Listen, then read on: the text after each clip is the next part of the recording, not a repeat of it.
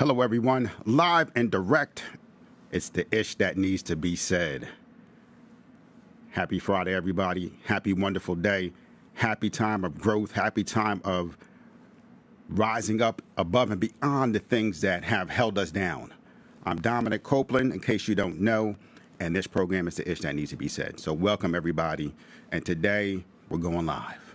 We are live. We're here in the presence of each other. We're building and growing this wonderful community. Today, my friends, is going to be special. Every day is special, but this day is even better because we're here together. We're rising above and beyond. Easter's a few days away. It's about resurrecting. So we're going to talk today about resurrecting ourselves, about growing ourselves. Today's episode is going to be about you, my friends. All about you and the wonderful things that you can be and how to achieve those things. So take a deep breath, take it all in, feel all those around you, feel this community coming together, growing together, being there, supporting each other, being about rising above and beyond, being about resurrecting ourselves as we need to from time to time. Now is the time, this is the place, and we are the ones that have been called to do this. Hit the like button. Make sure you subscribe. Let's grow this community to be the best that it possibly can be. The world is changing, and it's up to us to determine how it changes and not to be victims of that change. So, hello and welcome. It's great to be here with all of you. I'm so happy. I'm so appreciative. I'm enjoying this wonderful journey that we're on together. And what I'm going to start off with today, now I'm looking in the chat and everything else. So what I'm going to start off with today is something near and dear to me, right? A quote that Denzel Washington said. He said, "At your highest is when the devil comes for you." I've said that before, but now I'm going to break it down how it pertains to your life and what you can do about it so that these situations, when they come, your best moments don't become your worst moments. So what does that mean? I mean, we all saw when Will Smith came up and he smacked Chris Rock on live TV in front of millions of people. And it was at one of his greatest moments where he should have been, taking off. He should have been skyrocketing into the stratosphere as far as his fame, his capability, the things that he could do. It should have been a whole new realm of possibilities for Will Smith. Already one of the biggest actors on the planet, but it should have taken him even further. But in that moment, as Denzel Washington said to him, when you're at your highest, that's when the devil comes for you. Why is that? Because it's when you're at your highest. Take, for example, Tom Brady in the Super Bowl and all these other guys that go to the Super Bowl. You got all this energy. You got all this fear, all this worry, all this concern. Is everything going to go right? Even people that get married, for example, and you hear about the bridezillas, because they want everything to go right. It's the biggest day of their lives. So all this energy, all this worry, all this confusion, everything's compacted in. And as the event gets closer and closer, it gets more and more. And even me today going live, I'm like, okay, this is different. We got to be different. We got to do different. So all this energy, I want it to go right. But we can't control whether it's going to go right or go wrong. Will Smith couldn't control what jokes Chris Rock was going to say. But the one thing he had to control was himself and his feelings about it. I've said this before. To me, life is, there's an 80-20, but I take it even further. I say 90-10. Life is 10% what happens to you, 90% what you do about it. So when I was coming in and I'm dealing with all this and I'm thinking, I just had to think to myself, I don't know that everything's going to go right. It's not important that everything goes right. It's not. What's important and what will make you a champion in this game called life, what will help you to rise above and beyond anything that you have to go through. Because if you're going to go through the good, you're going to have to go through the not so good to get to the good. Again, if you're going to go to the good, you have to go through the not so good to get to the good. What does that mean? It means you have an end focus. So if you're getting married, your focus is let's get married and let's enjoy the rest of our lives together. What happens on that wedding day doesn't necessarily have to be perfect. At the end of the day, the most important thing is you were together, you got married, and you're enjoying the journey called life. That's what matters most. But everyone gets caught up in cake has to be exactly right. They get caught up in everyone has to be wearing the exact same colors that they need to be wearing. All the guests have to be dressed the exact same way they're supposed to be dressed. Every little detail of it has to be perfect. My friends, that's insanity. And I'm saying the ish that needs to be said, not necessarily the stuff you want to hear, but this is what needs to be said because you're not going to enjoy that journey. You're not going to enjoy what's most important about that day. Were you present? Were you there together? Were you loving each other? Were you caring about each other? Did you start this next phase of your life together? Did you get married? Then it's a great day. It's that simple. It's a great day. Coming in here, I said, I can't control what's going to happen. I said, who knows? There might be people that come in and hop online and they got some negative things to say. I don't care. Does not matter. That's not what this is about. This is about the end game of coming forward, uniting this community, and taking the next step, going live, doing something different that brings us together so that we can all be a part of this beautiful process in developing this community. A community that's about empowering each other, about rising above and beyond, about going the full distance so that we can have the tools we need to be successful in this game called life.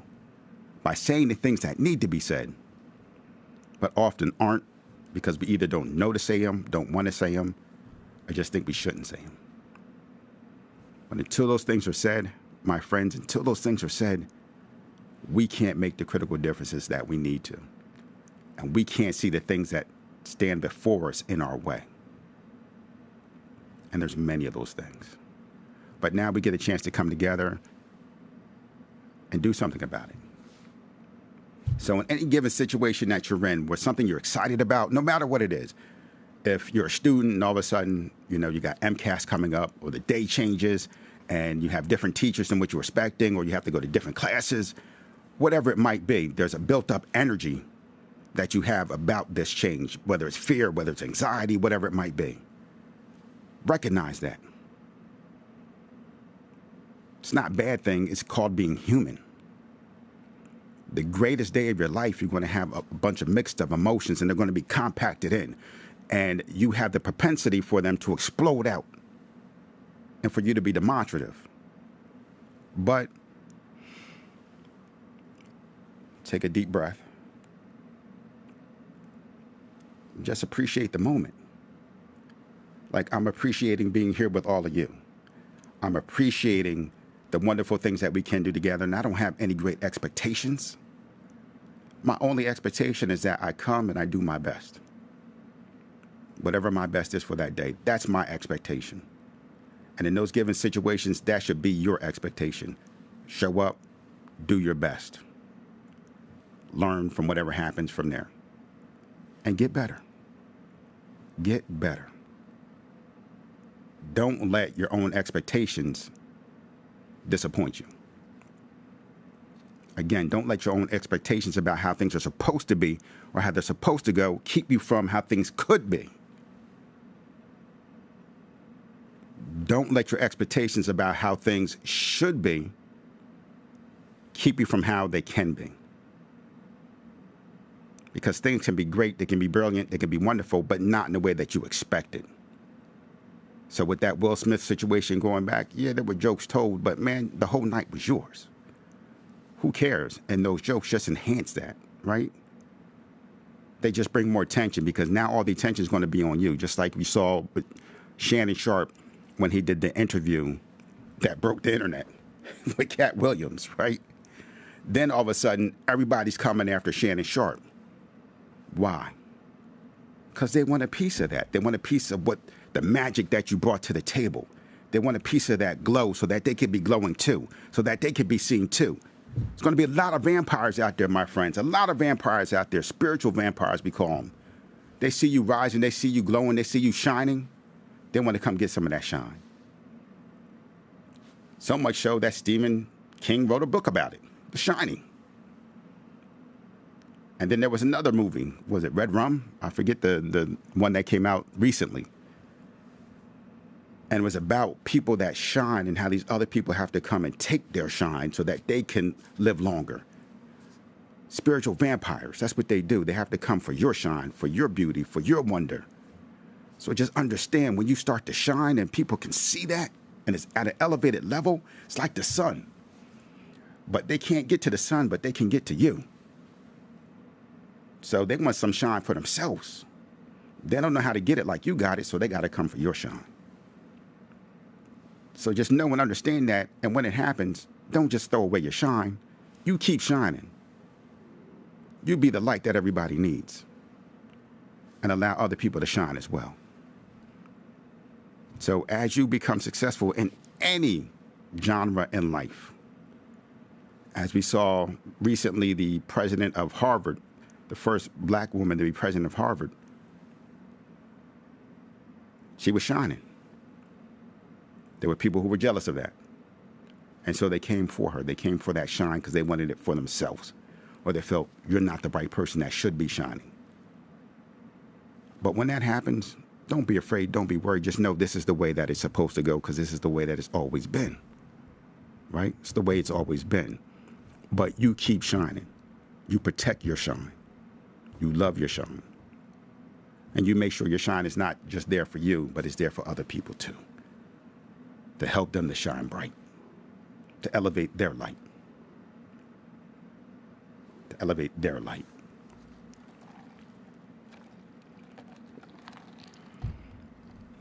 So I also wanted to talk to you about something else that affects you greatly, which is what's happening in our world today. And then I'm also going to talk to you about why I'm doing this, my journey, what I came through, so that you can get to understand me a little bit better as we grow this community. Because in life, I feel we've gotten away from those interpersonal connections. Our neighbors aren't our neighbors anymore. They're just people that we see every day. People that we walk by. People that we don't say anything to. Or we might give a cordial, hi, how you doing? But before, neighbor meant something different. It was about the community that you built. About all of you being there together, supporting each other, supporting yourselves and each other, protecting the best interests of your community to make sure that it was able to grow and not just survive, but thrive. We don't see that anymore. But now it's time for us to be more than what we've been and to be what we can be. So let me go back and let's talk about what's happening in the world today. Ish, that needs to be said. And my friends, understand me, these aren't always things that I want to be saying, but these are just things that need to be said. So I'm going to say them, all right? So, have you looked around to see what's happening in the world today? How are you as individuals, and I'll speak for us as individuals within the United States of America, right? Because that's what I know best.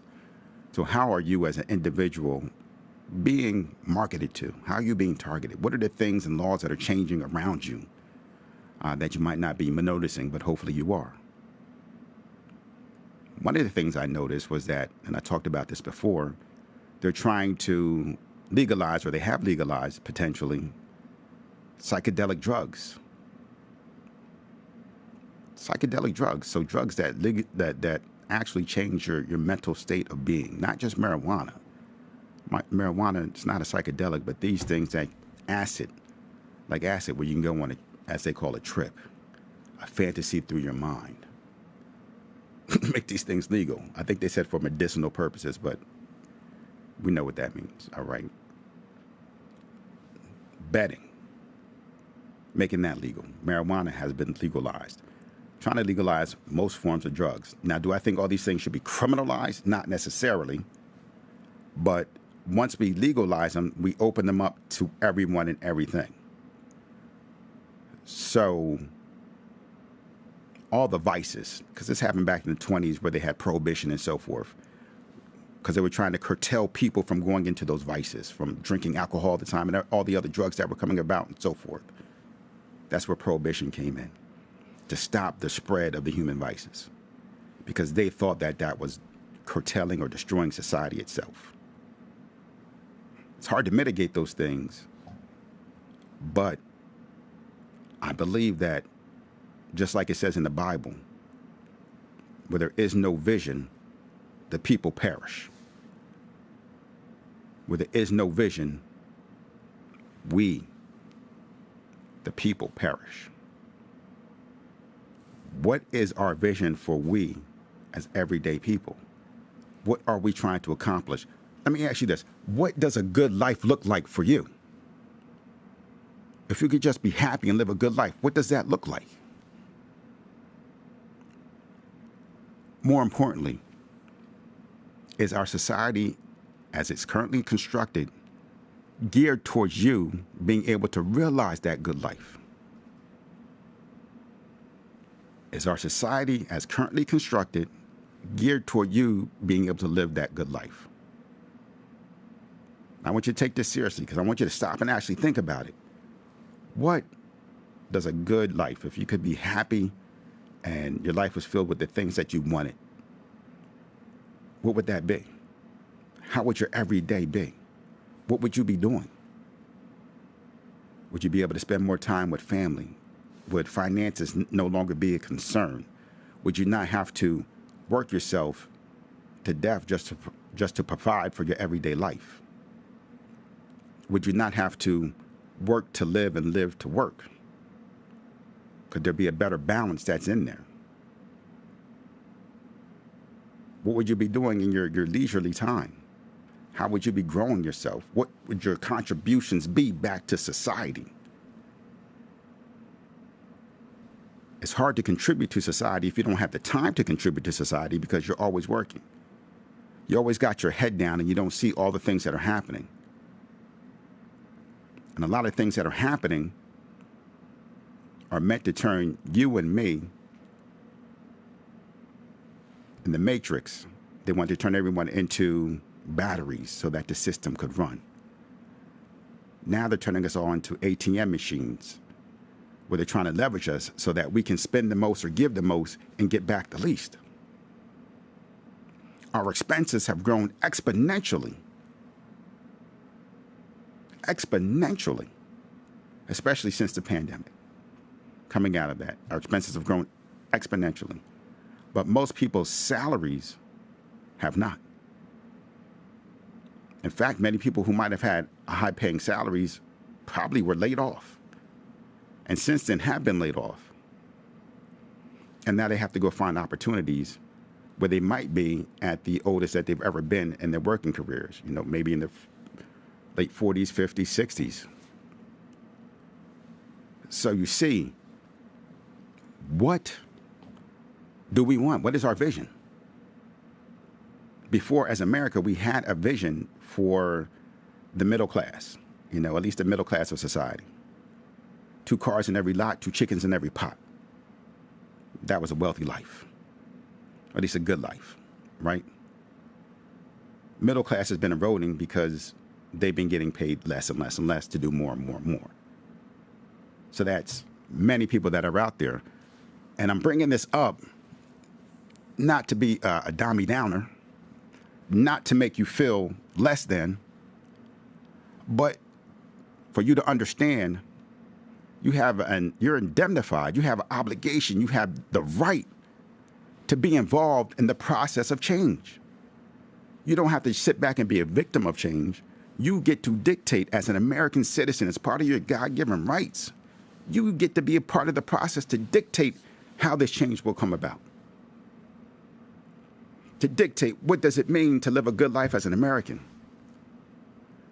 We've just all been so busy and conditioned that we don't have the right or the say, that we've begun to believe it.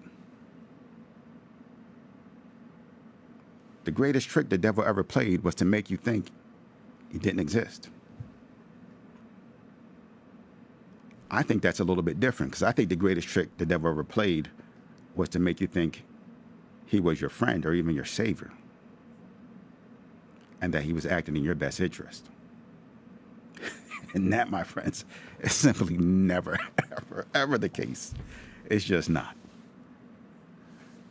So I want us all to be able to come together, to rise together, to start to consciously understand that we're not victims in this game, that the founders of our nation provided within our Constitution the rights and the capabilities for us, and the responsibility, most importantly, for us to be involved. They even gave us the language that we needed. Because when a government fails to act in the best interest of its people, those people then have the duty and the responsibility to change that government. And I'm not saying get rid of the government. I'm saying we just need to step in so that we can have a say in that government instead of that government dictating to us what's going to happen with our own money and our own funds. There's been people talking about Social Security and getting rid of Social Security. Personally, I never voted for Social Security. Did you? I didn't. So I'm confused about the whole Social Security thing, and this is what I'm confused about. Let me know if you feel the same way as well. What I'm confused about, and even people that are younger out there listening to this, you might not know what this is, but it deeply impacts you, because what happens with Social Security is you work and the government takes out a certain portion of your wages and they set it aside for your retirement. So that's the deal, that they're looking out for your best interest. We're going to take some of your money. We're going to set that aside for your retirement.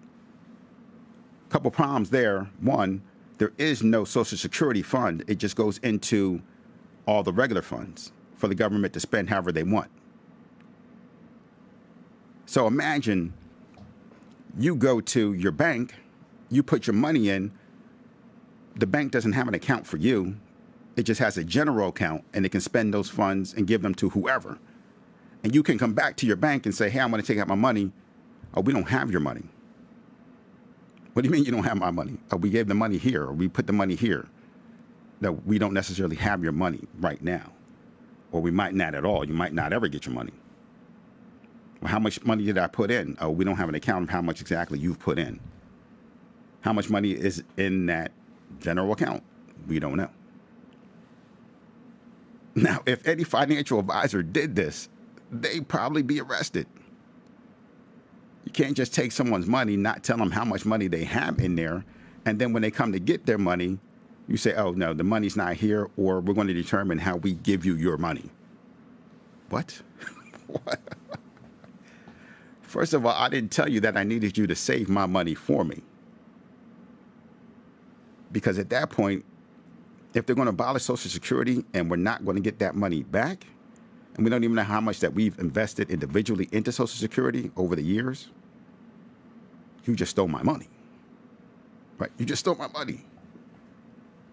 But we act like that's okay and that's normal and we don't have a say in it, and that's not true. We do have a say in it.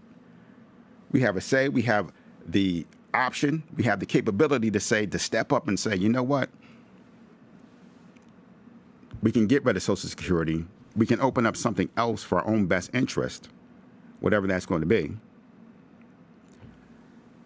And we need you to give us our money back. We have the right to do that. The government does not have the right to keep that money. It's our money that they said they were holding for us. That is a contract that we signed into. Even though we didn't sign into it, we were just pulled into it because at some point, some people said, yeah, that's what we wanted. It's not what we said, that's what we wanted, especially if the money's not going to be there. So all I'm saying, again, I'm giving you these different situations to say these are examples of how we, the people, you and me, how we have to raise our heads up, rise up, how we have to resurrect what it means to be an American, what it means to be a citizen, because we don't understand what that is. We do not understand our duty and our obligations as American citizens. We do not. We walk around every day acting as if, oh, there's nothing I can do about it. Oh, that's too much. Oh, no, well, they're going to do what they want to do. No, no, no, no, no, absolutely not. All those people that talk about the forefathers, and what America was founded upon, I can go with that. 100%, I can go with you on that.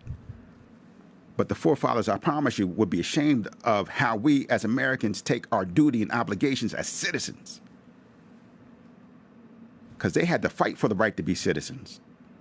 They have to give their all so that we can have what we have today, and to come back and see us just squandering that, to see how the government has grown and we have, particularly as people, no say in it. That's not what this was about. That's not what this nation was founded upon. That is not the spirit of the flag that we pledge allegiance to. We pledge allegiance to a nation that's supposed to be of the people, for the people, by the people. Of the people, for the people, by the people. About the people. But when it comes to the best interest of the people, that's not who we truly are. And we as a people are culpable in that. Because we'll say, well, why should that group, or why should these individuals, or why should that person, why should they get the funding? Why should they get the attention? Just recently, we've had horrific accident, and I only say that in air quotes because some people believe it's not an accident. Some people are trying to blame it on everything that they could possibly think of, from terrorism to DEI, that black people built it or are in control of it, and that's why it went so bad. What? What the heck does it have to do with anything? That's nonsense. A barge ran into a bridge and collapsed the bridge. There's a lot of infrastructure here in America, bridges and so forth, that aren't in the best condition. And they had nothing to do with black people. Okay? They had nothing to do with DEI. Some of them were built by the government themselves. Okay? And by other institutions that were put there to build those bridges. So, what happened in Baltimore with the bridge being collapsed, there's a lot of people in politics now saying, why should they,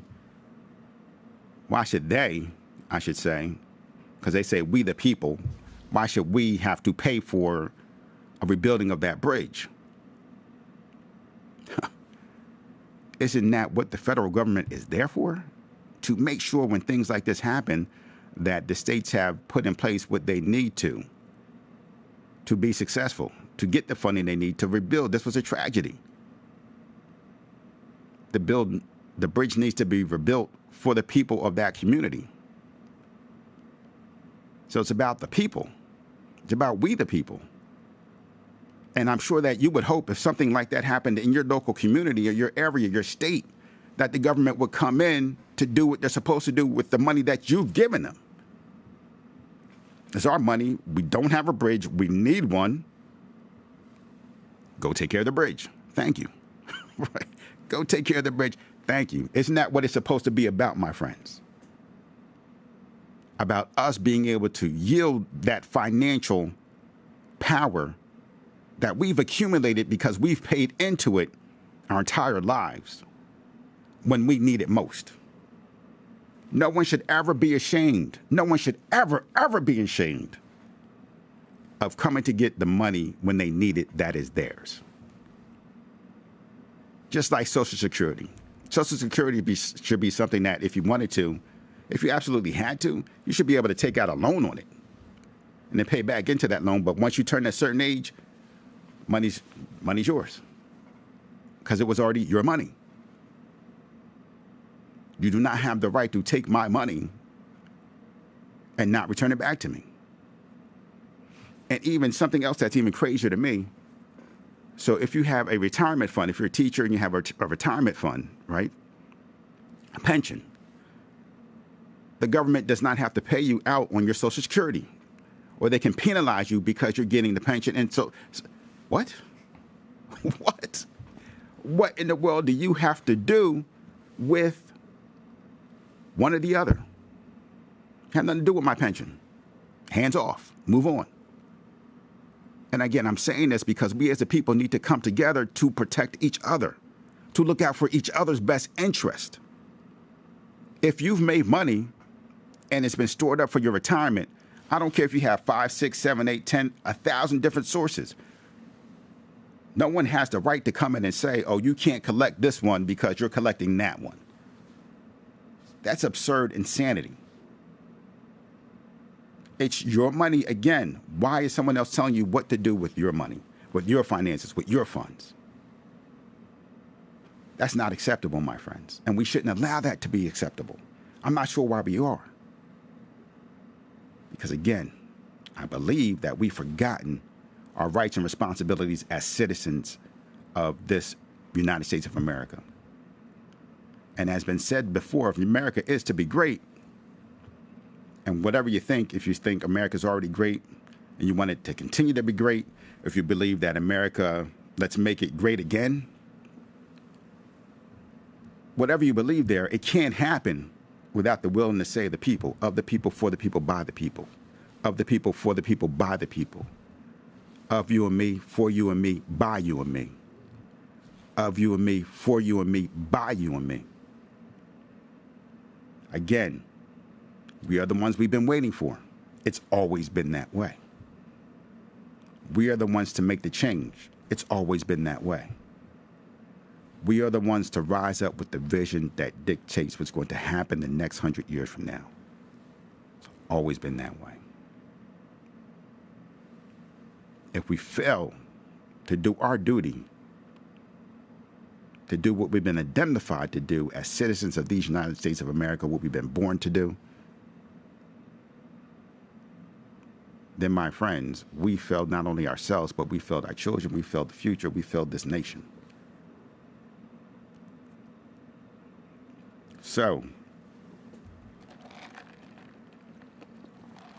if you ever want to make a great difference in the world, any difference in the world, you first have to make a difference within yourself. Understand your rights and your responsibility. Understand your duty as an American citizen, your duty as a human being, your duty as a caring neighbor.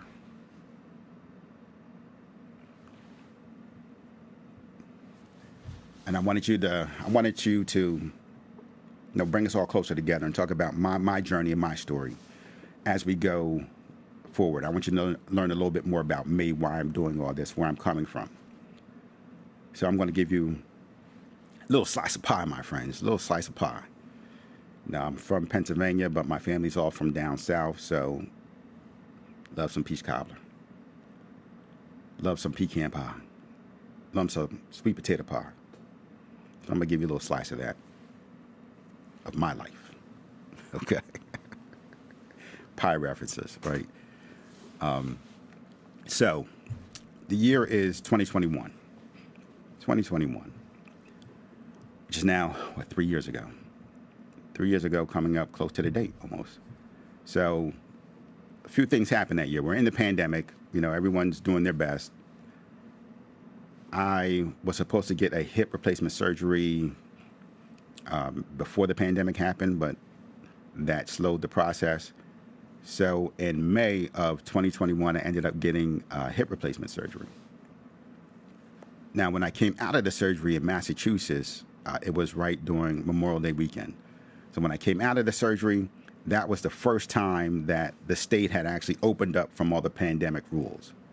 So the state had opened up, people could actually go out, could actually do things. So as people were being able to go out and do things, I was just coming home, and then I was stuck in the house recovering from that surgery. The recovery was tough. Had to go through a lot of different things, very tough. And once I was able to start to come out of that, I was also a city councilor in my city of Beverly, Massachusetts. I was the first black person and first person of color to be elected as a city councilor. So again, when everything first opened up, I wasn't able to get out there and to connect with all my constituents the way that I wanted to. I had done some before, but it was individually. Now it's opened up. We could do a whole lot more. So now, fast forward a few months, starting to get recovered. It's August. I've been vaccinated for COVID, but I got forget the name of the first one. They said was the bad one, where you just had to take the one shot. I had that one, but then I ended up in August getting COVID. And my wife called me up one day while I had it. I was at home, and she said, "How you doing?" And I said, "Well, if my breathing gets any worse, I won't be able to breathe." And she said, "You probably should go to the hospital and call the ambulance so they can come get you." Called the ambulance, told them I had COVID, and everyone, they didn't believe me. Because during this period of time, no one was getting COVID. They were seeing COVID cases starting to decrease, and there was no new cases coming. So I was on the beginning, the cusp of the people that had actually gotten the vaccine that then were getting COVID and the new resurgence of COVID. So they didn't believe it at first. They came to come get me. And when they came, it was, I can remember it vividly because it was our first monsoon of the season. It's like a nor'easter. And it was just sheets of rain that were coming down. And I had to crawl down there. I was upstairs on the second floor. I had to crawl down the stairs, slide down the stairs. And as I was doing it, I could barely breathe. So I'm fighting for breath. I'm fighting for air. And when they get there, they're like, "Yeah, we think you have COVID." Like, "Yeah, I told you that." I told you that I did. So they're like, "Well, you want us to bring the bed over so that you," I was like, "By the time you do that, we're going to be soaked." I was like, I'll walk over. So I walked over from my lawn to the driveway, got there, couldn't breathe. They put me in there, put me in the bed, had to put the air mask and everything else on me. I get to the hospital. The hospital, they don't believe that I have COVID either because they haven't seen the cases. But then they finally realize, yeah, you have COVID. So they take me right through the emergency room. And I felt like I went through all the bowels of the hospital. And as I was going through the bowels of the hospital, through the emergency room, I just saw people lined up beds upon beds upon beds, waiting to be taken care of, right? That's how packed it was. That's how crazy it was. And I'm just going through the bowels, and I'm seeing, all areas of the hospital. And they take me up to, I think it was the 7th floor, whatever floor where I was going to be located on. And into this room where I stayed for the duration. Now, I was in there for a week, and I almost died. And when I first got in there, for the first few days, they were giving me medications and everything else. And they said, well, nothing has changed. And as far as my oxygen level, I came in at I forget how they classify it, but I was at a 9. And once you go to a 10, then they automatically put you on one of the incubators, right? So I was one step away from being on that. One step away. So they got to a point they said, there's nothing else that we can do. We've done everything that we can. And I just said, okay. So what does that mean? Well, if it doesn't get better, if it continues to get worse, then these are the precautions that we're going to have to take. And then most people, there's other people that were starting to come into the hospital after me. There was a younger guy that actually came in, said in better health and everything else, didn't make it. Didn't make it. Why did I make it? I made it because once they told me that, I said, well, not like this and not today. The famous line that I remember from the Matrix, the first one where, they get betrayed and the guy's pulling the plug on them all, and the one woman saying, not like this. Not like this. And I just told God, not like this. Not like this. I told God, should the day come, out of all the things that I've been through in my life, all the life or death situations, all the times where I've actually died or people believe that I've died, and I resurrected just like was coming up this Sunday. I resurrected. I said, not like this. This can't be the end. This won't be the end. I said, God, when that time does come, when I do falter, when I do fall, and I'm no longer able to get back up, when I cannot take that one last time to rise up and rise above and beyond, when it's truly over, I want this to have meant something. I want my end to mean something, to have some purpose, to have some value. Let me go out on my shield. Let me go out as who I am, not in some hospital bed hidden away somewhere. If I go out, let me go out making a difference. Let me go out having completed the mission. I can accept that. I can't accept this. God said to me, well, this is the mission that I now need you to complete, to accept. It's like Mission Impossible. Should you accept? Like, this is the mission that I now need you to accept. And part of that was making a difference, a huge difference, contributing, giving my all for his utmost, giving my gifts and talents to make a difference within myself, others, and the world around me. Showing everyone the path to the promised land, that it lies not without, but within. And this podcast here, the Ish That Needs to Be Said, is part of that.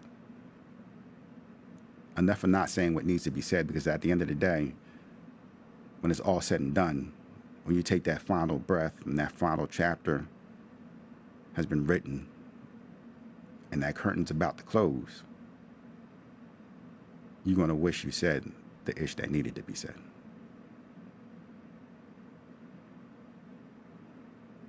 Thank you, my friends, for joining me live and direct. The Ish That Needs to Be Said. This is Dominic Copeland. Make sure you tune in. We got more great episodes for you. This is a journey that we're going to be on. We're going to continue to grow, continue to make a difference, continue to come together, continue to say the ish that needs to be said. Make sure you hit the like button. Make sure you subscribe. Let's rock and roll together, together, together. The ones that we have been waiting for are here, and now it's time for us to take the actions that need to be taken as we say the ish that needs to be said. I'll talk to you soon, my friends. Much love, much appreciation. Thank you for being on this journey together. And I'll talk to you soon.